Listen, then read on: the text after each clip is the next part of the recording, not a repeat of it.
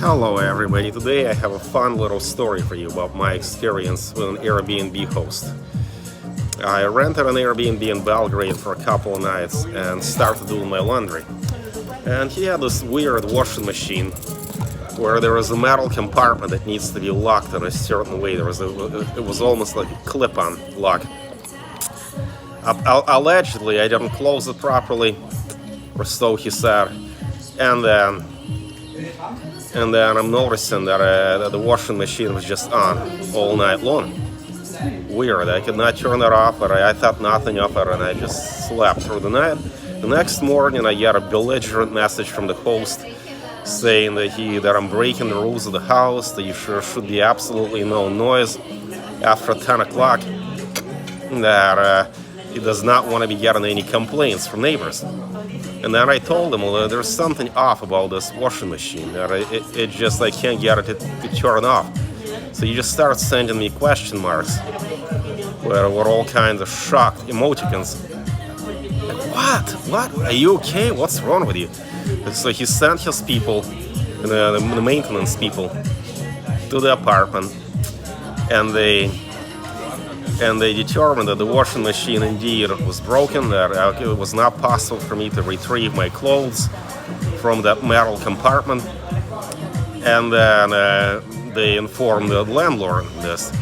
He just started cussing at me in Serbian. He spoke to the maintenance people in Serbian, screaming, "Pichka, fuck your mother," and whatnot. And idiot, I just kept on saying, "Idiot." And then they handed the phone over to me, and he started speaking to me in English.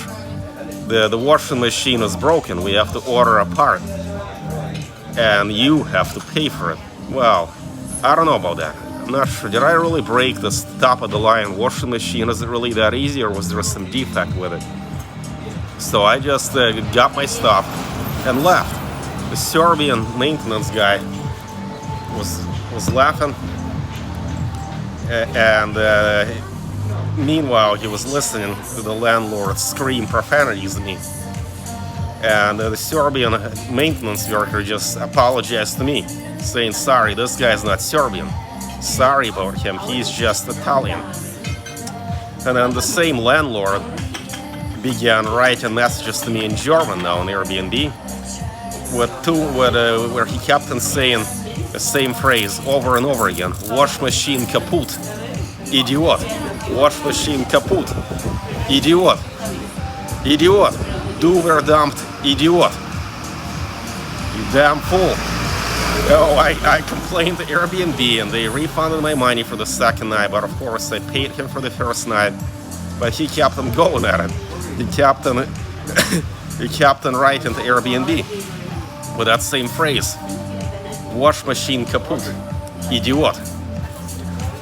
And he went on to complain to Airbnb, saying exactly that: "Wash machine kaputt, idiot," that I broke his washing machine somehow. At first, the Airbnb decided in his favor.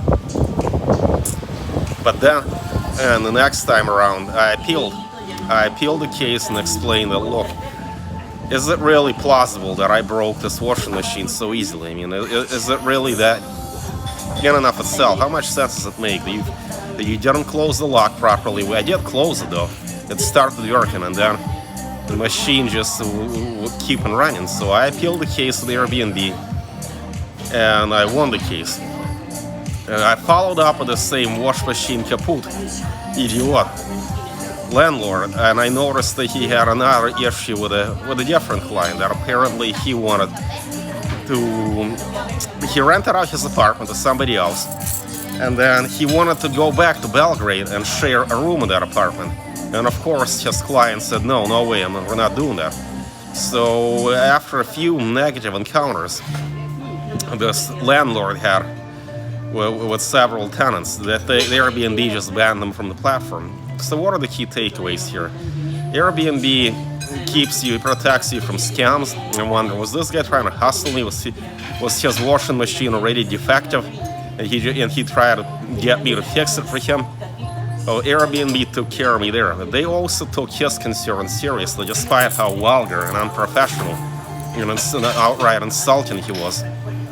Airbnb listened to his complaint and even at one point decided in his favor. And then, of course, they reevaluated the situation and came to a good conclusion. All in all, I'd say this was a positive experience with Airbnb. And this is an example of how having a bad tenant, excuse me, not a bad tenant, a bad landlord, well, both bad landlord, bad tenant, how that can be, that's just not such a big deal with Airbnb, because Airbnb has mechanisms in place. If you have a horrible tenant, say, who leaves your apartment dirty, who breaks something, you can appeal the case. If you have compelling evidence that they broke something in your apartment, well, the Airbnb will force them to reimburse you. They'll take it seriously. And if your tenant leaves the apartment dirty, yeah, you can complain to Airbnb, and at least you can give the tenant a negative review, and future landlords will know about this. So I'd say for a digital nomad, Airbnb is really an indispensable resource.